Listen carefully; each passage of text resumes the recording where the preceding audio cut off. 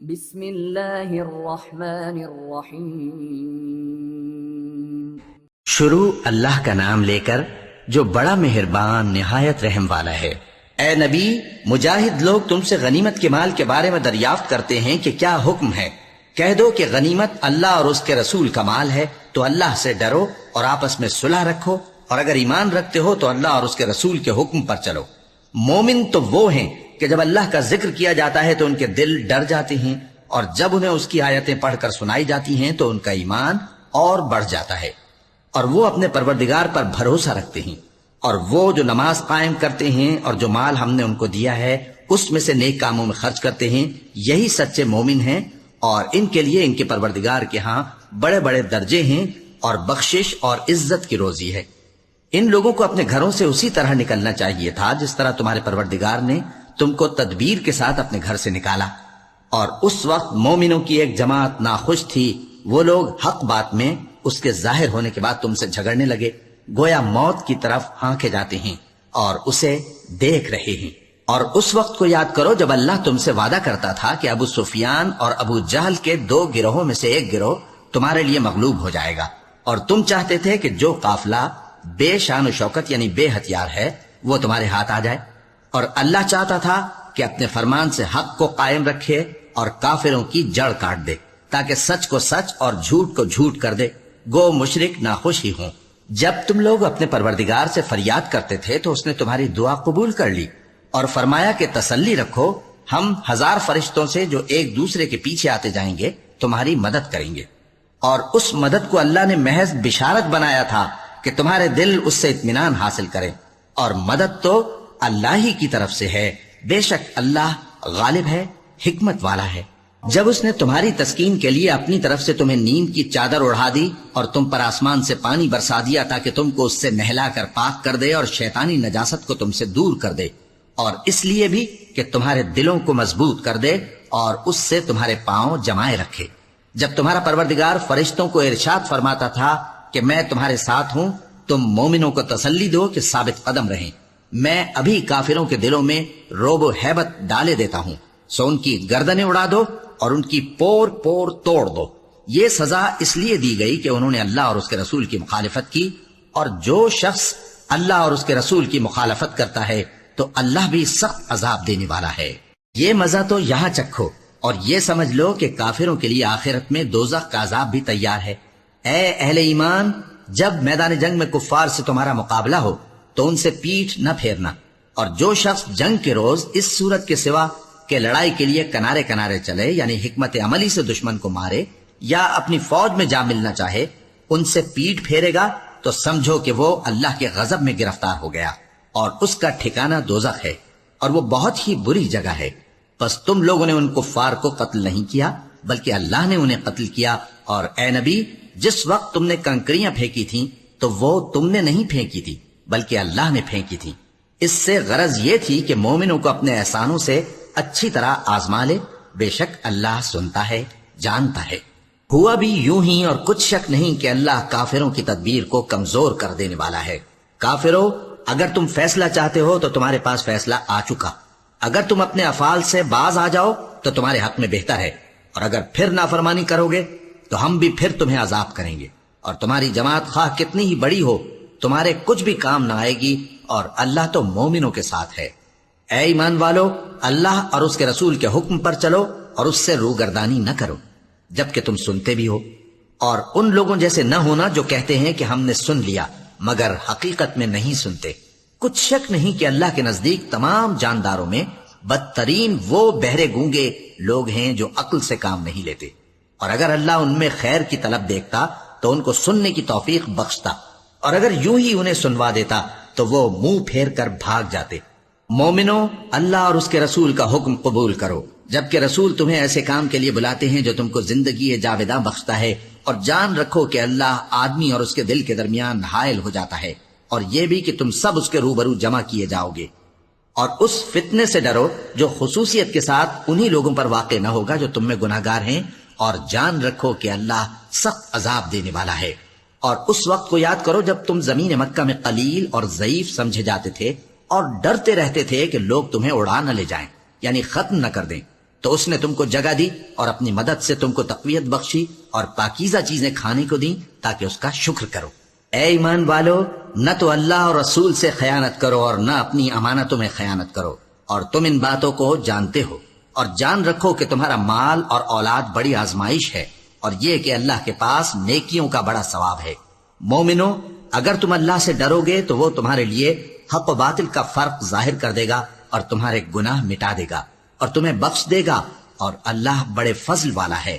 اور اس وقت کو یاد کرو جب کافر لوگ تمہارے بارے میں چال چل رہے تھے کہ تم کو قید کر دیں یا جان سے مار دیں یا وطن سے نکال دیں، تو ادھر تو وہ چال چل رہے تھے اور ادھر اللہ تدبیر کر رہا تھا، اور اللہ بہترین تدبیر کرنے والا ہے۔ اور جب ان کو ہماری آیتیں پڑھ کر سنائی جاتی ہیں تو کہتے ہیں یہ کلام ہم نے سن لیا ہے، اگر ہم چاہیں تو اسی طرح کا کلام ہم بھی کہہ دیں، اور یہ ہے ہی کیا، صرف اگلے لوگوں کی حکایتیں ہیں۔ اور جب انہوں نے کہا کہ اے اللہ، اگر یہ قرآن تیری طرف سے برحق ہے تو ہم پر آسمان سے پتھر برسا یا کوئی اور تکلیف دینے والا عذاب بھیج دے۔ اور اللہ ایسا نہ تھا کہ جب تک ہے پیغمبر تم ان میں تھے انہیں عذاب دیتا، اور نہ ایسا ہے کہ وہ تو بخشش مانگیں اور اللہ انہیں عذاب دے۔ اور اب ان کے لیے کون سی وجہ ہے کہ وہ انہیں عذاب نہ دے، جبکہ وہ مسجد حرام میں نماز پڑھنے سے روکتے ہیں، جبکہ وہ اس مسجد کے متولی بھی نہیں ہیں۔ اس کے متولی تو صرف پرہیزگار ہیں، لیکن ان میں کے اکثر نہیں جانتے۔ اور ان لوگوں کی نماز خانہ کعبہ کے پاس سیٹیاں اور تالیاں بجانے کے سوا کچھ نہ تھی، تو تم جو کفر کرتے تھے اب اس کے بدلے عذاب کا مزہ چکھو۔ جو لوگ کافر ہیں اپنا مال خرچ کرتے ہیں کہ لوگوں کو اللہ کے رستے سے روکیں، سو ابھی اور خرچ کریں گے، مگر آخر وہ خرچ کرنا ان کے لیے موجب افسوس ہوگا، اور وہ مغلوب ہو جائیں گے، اور کافر لوگ دوزخ کی طرف ہانکے جائیں گے تاکہ اللہ پاک سے ناپاک کو الگ کر دے اور ناپاک کو ایک دوسرے پر رکھ کر ایک ڈھیر بنا دے، پھر اس کو دوزخ میں ڈال دے۔ یہی لوگ خسارہ پانے والے ہیں۔ اے پیغمبر، کفار سے کہہ دو کہ اگر وہ اپنے افعال سے باز آ جائیں تو جو ہو چکا وہ انہیں معاف کر دیا جائے گا، اور اگر پھر وہی حرکات کرنے لگیں گے تو اگلے لوگوں کا جو طریقہ جاری ہو چکا ہے وہی ان کے حق میں بھی برتا جائے گا۔ اور ان لوگوں سے لڑتے رہو یہاں تک کہ فتنہ یعنی کفر کا فساد باقی نہ رہے اور دین سب اللہ ہی کا ہو جائے۔ اور اگر وہ باز آ جائیں تو اللہ ان کے کاموں کو دیکھ رہا ہے، اور اگر روگردانی کریں تو جان رکھو کہ اللہ تمہارا حمایتی ہے، اور وہ خوب حمایتی اور خوب مددگار ہے۔ اور جان رکھو کہ جو مال غنیمت تم کفار سے حاصل کرو اس میں سے 5واں حصہ اللہ کا اور اس کے رسول کا اور اہل قرابت اور یتیموں کا اور محتاجوں کا اور مسافروں کا ہے۔ اگر تم اللہ پر اور اس نصرت پر ایمان رکھتے ہو جو حق و باطل میں فرق کرنے کے دن یعنی جنگ بدر میں، جس دن دونوں فوجوں میں مٹ بھیڑ ہو گئی تھی، ہم نے اپنے محبوب بندے محمد صلی اللہ علیہ وآلہ وسلم پر نازل فرمائی، اور اللہ ہر چیز پر قادر ہے۔ جس وقت تم مدینے سے قریب کے ناکے پر تھے اور کافر دور کے ناکے پر، اور قافلہ تم سے نیچے اتر گیا تھا، اور اگر تم جنگ کے لیے آپس میں قرارداد کر لیتے تو وقت معین پر جمع ہونے میں تقدیم و تاخیر ہو جاتی، لیکن اللہ کو منظور تھا کہ جو کام ہو کر رہنے والا تھا اسے کر ہی ڈالے،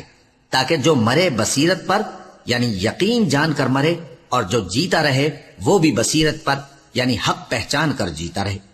اور کچھ شک نہیں کہ اللہ سنتا ہے، جانتا ہے۔ اس وقت اللہ نے تمہیں خواب میں کافروں کو تھوڑی تعداد میں دکھایا تھا، اور اگر بہت کر کے دکھاتا تو تم لوگ جی چھوڑ دیتے اور جو کام درپیش تھا اس میں جھگڑنے لگتے، لیکن اللہ نے تمہیں اس سے بچا لیا، بے شک وہ سینوں کی باتوں تک سے واقف ہے۔ اور اس وقت جب تم ایک دوسرے کے مقابل ہوئے تو کافروں کو تمہاری نظروں میں تھوڑا کر کے دکھاتا تھا اور تم کو ان کی نگاہوں میں تھوڑا کر کے دکھاتا تھا، تاکہ اللہ کو جو کام کرنا منظور تھا اسے کر ڈالے۔ اور سب کاموں کا رجوع اللہ ہی کی طرف ہے۔ مومنو، جب کفار کی کسی جماعت سے تمہارا مقابلہ ہو تو ثابت قدم رہو اور اللہ کو بہت بہت یاد کرو تاکہ مراد حاصل کر لو، اور اللہ اور اس کے رسول کے حکم پر چلو، اور آپس میں جھگڑا نہ کرنا کہ ایسا کرو گے تو تم بزدل ہو جاؤ گے اور تمہاری ہوا اکھڑ جائے گی، اور صبر سے کام لو کہ اللہ صبر کرنے والوں کا مددگار ہے۔ اور ان لوگوں جیسے نہ ہونا جو اتراتے ہوئے یعنی حق کا مقابلہ کرنے کے لیے اور لوگوں کو دکھانے کے لیے گھروں سے نکل آئے اور لوگوں کو اللہ کی راہ سے روکتے ہیں، اور جو اعمال یہ کرتے ہیں اللہ ان کا احاطہ کیے ہوئے ہے۔ اور جب شیطان نے ان کے اعمال ان کو آراستہ کر دکھائے اور کہا کہ آج کے دن لوگوں میں سے کوئی تم پر غالب نہ ہوگا اور میں تمہارا رفیق ہوں، لیکن جب دونوں فوجیں ایک دوسرے کے مقابل صف آرا ہوئیں تو پسپا ہو کر چل دیا اور کہنے لگا کہ مجھے تم سے کوئی واسطہ نہیں، میں تو ایسی چیزیں دیکھ رہا ہوں جو تم نہیں دیکھ سکتے، مجھے تو اللہ سے ڈر لگتا ہے اور اللہ سخت عذاب کرنے والا ہے۔ اس وقت منافق اور کافر جن کے دلوں میں بیماری تھی کہتے تھے کہ ان لوگوں کو ان کے دین نے مغرور کر رکھا ہے، اور جو شخص اللہ پر بھروسہ رکھتا ہے تو اللہ غالب ہے، حکمت والا ہے۔ اور کاش تم اس وقت کی کیفیت دیکھو جب فرشتے کافروں کی جانیں نکالتے ہیں کہ ان کے چہروں اور پیٹھوں پر مارتے جاتے ہیں اور کہتے ہیں اب آگ کے عذاب کا مزہ چکھو، یہ ان اعمال کی سزا ہے جو تمہارے ہاتھوں نے آگے بھیجے ہیں۔ اور یہ جان رکھو کہ اللہ بندوں پر ظلم نہیں کرتا، جیسا حال فرعونیوں اور ان سے پہلے لوگوں کا ہوا تھا ویسا ہی ان کا ہوا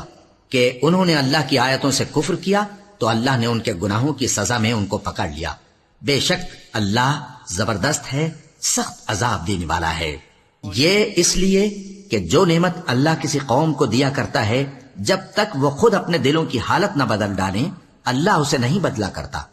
اور اس لیے کہ اللہ سنتا جانتا ہے۔ جیسا حال فرعونیوں اور ان سے پہلے لوگوں کا ہوا تھا ویسا ہی ان کا ہوا۔ انہوں نے اپنے پروردگار کی آیتوں کو جھٹلایا تو ہم نے ان کو ان کے گناہوں کے سبب ہلاک کر ڈالا اور فرعونیوں کو ڈبو دیا، اور وہ سب ظالم تھے۔ جانداروں میں سب سے بدتر اللہ کے نزدیک وہ لوگ ہیں جو کافر ہیں، سو وہ ایمان نہیں لاتے۔ جن لوگوں سے تم نے صلح کا عہد کیا ہے پھر وہ ہر بار اپنے عہد کو توڑ ڈالتے ہیں اور اللہ سے نہیں ڈرتے، اگر تم ان کو لڑائی میں پاؤ تو انہیں ایسی سزا دو کہ جو لوگ ان کے پس پشت ہوں وہ ان کو دیکھ کر بھاگ جائیں، عجب نہیں کہ ان کو اس سے عبرت ہو۔ اور اگر تم کو کسی قوم سے دغابازی کا خوف ہو تو ان کا عہد انہی کی طرف پھینک دو کہ اس طرح تم سب برابر ہو جاؤ۔ کچھ شک نہیں کہ اللہ دغابازوں کو دوست نہیں رکھتا، اور کافر یہ خیال ہرگز نہ کریں کہ وہ آگے نکل گئے ہیں، وہ ہمیں عاجز نہیں کر سکتے۔ اور جہاں تک ہو سکے فوج کی جمعیت کے زور سے اور گھوڑوں کے تیار رکھنے سے ان کے مقابلے کے لیے مستعد رہو کہ اس سے اللہ کے دشمنوں اور تمہارے دشمنوں اور ان کے سوا اور لوگوں پر جن کو تم نہیں جانتے اور اللہ جانتا ہے ہیبت بیٹھی رہے گی، اور تم جو کچھ اللہ کی راہ میں خرچ کرو گے اس کا ثواب تم کو پورا پورا دیا جائے گا اور تمہارا ذرا نقصان نہ کیا جائے گا۔ اور اگر یہ لوگ صلح کی طرف مائل ہوں تو تم بھی اس کی طرف مائل ہو جاؤ، اور اللہ پر بھروسہ رکھو، کچھ شک نہیں کہ وہ سب کچھ سنتا ہے جانتا ہے۔ اور اگر یہ چاہیں کہ تم کو فریب دیں تو اللہ تمہیں کفایت کرے گا، وہی تو ہے جس نے تم کو اپنی مدد سے اور مسلمانوں کی جمعیت سے تقویت بخشی اور ان کے دلوں میں الفت پیدا کر دی، اور اگر تم دنیا بھر کی دولت خرچ کرتے تب بھی ان کے دلوں میں الفت پیدا نہ کر سکتے، مگر اللہ ہی نے ان میں الفت ڈال دی، بے شک وہ زبردست ہے، حکمت والا ہے۔ اے نبی، اللہ تم کو اور مومنوں کو جو تمہارے پیرو ہیں کافی ہے۔ اے نبی، مسلمانوں کو جہاد کی ترغیب دو۔ اگر تم میں 20 آدمی ثابت قدم رہنے والے ہوں گے تو 200 کافروں پر غالب رہیں گے، اور اگر 100 ایسے ہوں گے تو 1000 پر غالب رہیں گے، اس لیے کہ کافر ایسے لوگ ہیں کہ کچھ بھی سمجھ نہیں رکھتے۔ اب اللہ نے تم پر سے بوجھ ہلکا کر دیا اور معلوم کر لیا کہ ابھی تم میں کسی قدر کمزوری ہے، بس اگر تم میں 100 ثابت قدم رہنے والے ہوں گے تو وہ 200 پر غالب رہیں گے، اور اگر 1000 ہوں گے تو اللہ کے حکم سے 2000 پر غالب رہیں گے، اور اللہ ثابت قدم رہنے والوں کا مددگار ہے۔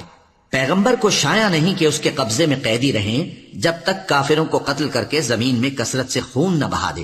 تم لوگ دنیا کے مال کے طالب ہو اور اللہ آخرت کی بھلائی چاہتا ہے، اور اللہ غالب ہے، حکمت والا ہے۔ اگر اللہ کا حکم پہلے نہ ہو چکا ہوتا تو جو فدیہ تم نے لیا ہے اس کے بدلے تم پر بڑا عذاب نازل ہوتا۔ اب جو مال غنیمت تمہیں ملا ہے اسے کھاؤ کہ وہ تمہارے لیے حلال طیب ہے، اور اللہ سے ڈرتے رہو، بے شک اللہ بخشنے والا ہے، مہربان ہے۔ اے پیغمبر،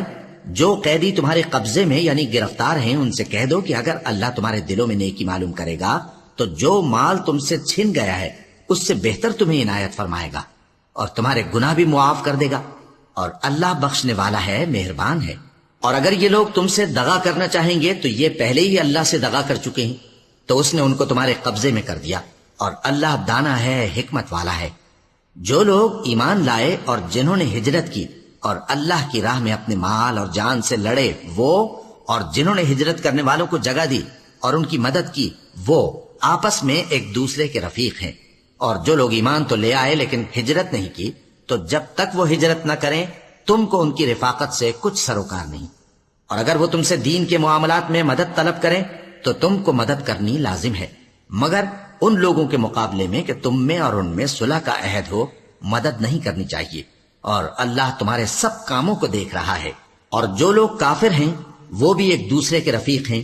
تو مومنو اگر تم یہ کام نہ کرو گے تو ملک میں فتنہ برپا ہو جائے گا اور بڑا فساد مچے گا۔ اور جو لوگ ایمان لائے اور وطن سے ہجرت کر گئے اور اللہ کی راہ میں جہاد کرتے رہے، اور جنہوں نے ہجرت کرنے والوں کو جگہ دی اور ان کی مدد کی، یہی لوگ سچے مسلمان ہیں، ان کے لیے اللہ کے ہاں بخشش اور عزت کی روزی ہے۔